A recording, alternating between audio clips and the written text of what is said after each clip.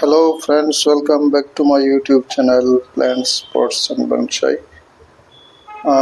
Friends আজ একটি এক্সোরা flowering প্ল্যান্টের বনসাই তৈরি করছি।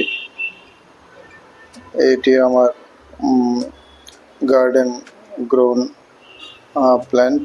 কয়েক বছর যাবত এটিকে আমি আমার গার্ডেনে বড় করছি। তো এর থেকে একটি শৌখিন টাইপের বনসাই আমি তৈরি করার জন্য এর উপরে কাজ করছি। গাছটিকে আমি পুরনো পট থেকে উঠিয়ে নিয়ে এসেছি এবং একে প্রুনিং করে নিচ্ছি। এটিকে মিনি বনসাই বা শৌখিন বনসাইয়ের যে আকার, সে আকারে একটি বনসাই করার জন্য এর উপর আমি কাজ করছি। তো এতে গত 2 বছর যাবত এতে ফুল আসতে শুরু করেছে। তো এক দফে এতে ফুল এসেছে, এখন ফুল কিছু কমে গেছে। তাই এটিকে আমি আজ রিপোর্টিং করব এবং প্রুনিং করে এর যে শেপটা সেটাকে আর একটু ছোট করে দেব এবং এর থেকে একটি শৌখিন টাইপের যে বনসাই, একদম ছোটও না বড়ও না, মাঝারি 9 থেকে 12 ইঞ্চি এর উচ্চতা হবে। এই ধরনের ছোট ফ্লাওয়ারিং বনসাই করার জন্য একে প্রুনিং এবং রিফাইনিং করে নিচ্ছি।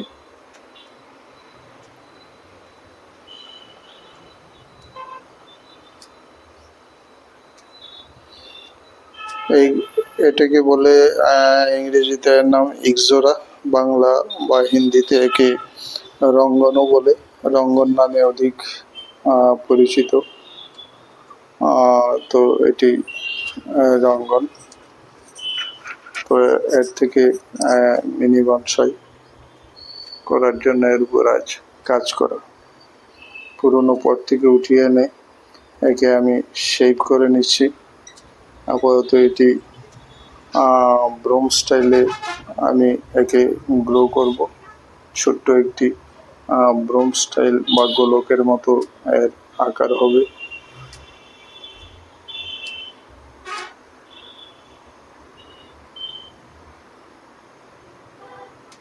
গাছটিকে আরো ঝাঁকড়া এবং ঘন করার জন্য আমি একে প্রুনিং করে নিচ্ছি, আর সবগুলি ব্রাঞ্চকে প্রুনিং করে ছোট করে নিচ্ছি।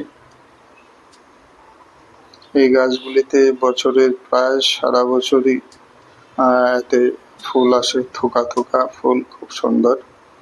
তো শীতের কিছুদিন বাদ দিলে বাকি সারা বছরই এতে ফুল ফুটতে থাকে।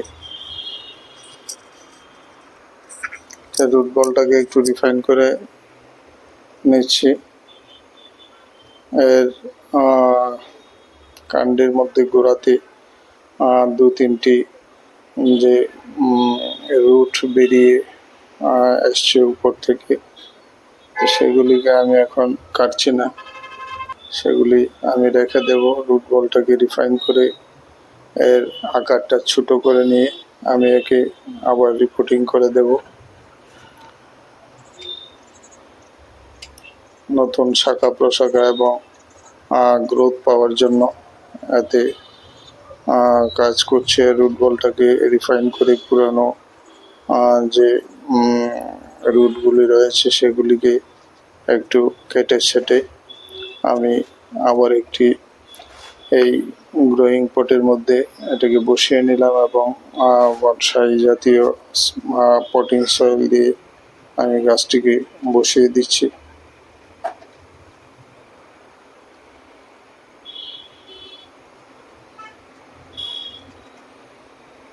এখন মাটিটাকে ভালোভাবে চেপে দিচ্ছি।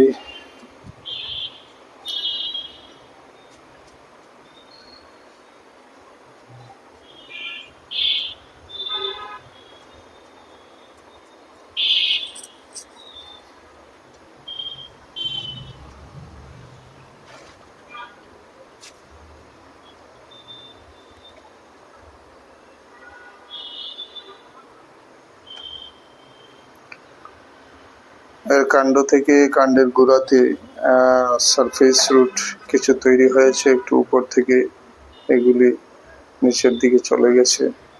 তো এইগুলি যখন পরিণত হবে তখন দেখতে আরো নিশ্চয়ই ভালো লাগবে। তো এইভাবে আমি নতুন পটিং সয়েল দিয়ে গাছটিকে বসিয়ে দিলাম। তারপর একে যত্ন করতে হবে, নতুন ডালপালা এবং নতুন গ্রোথ হবে, এবং তখন যখন আরো ভারী হবে তখন গাছটিকে আরো সুন্দর লাগবে, এবং যখন এতে চারপাশ থেকে ফুল ফুটতে শুরু করবে তখন এটি খুব সুন্দর লাগবে। তো আমি একটু জল দিয়ে নিচ্ছি।